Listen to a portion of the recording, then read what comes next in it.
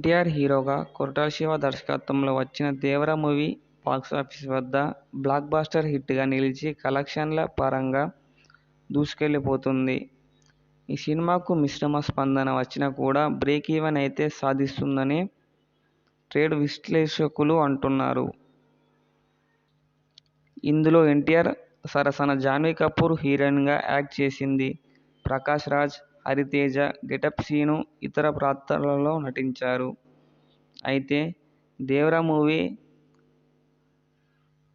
Hit టాక్ను సొంతం చేసుకున్న నేపథ్యంలో దర్శకుడు కొరటాల శివ గతంలో చేసిన కామెంట్స్ వైరల్ అవుతున్నాయి.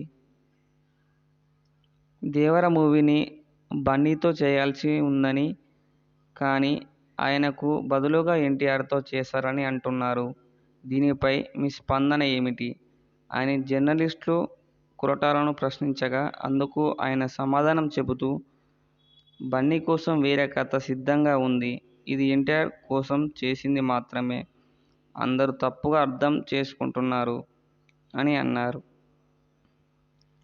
ఇక పవన్ కళ్యాణ్తో సినిమా చేస్తారా అని అడగ్గా అందుకు కొరటాల శివ స్పందిస్తూ, పవన్ కళ్యాణ్ ప్రస్తుతం రాజకీయాలు, సినిమాలతో తీరిక లేకుండా ఉన్నారు.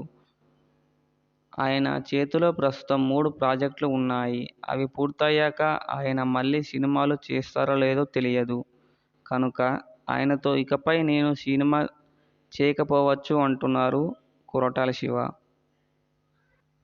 దీంతో కొరటాల శివ కామెంట్స్ నెట్టింట హల్చల్ అవుతున్నాయి.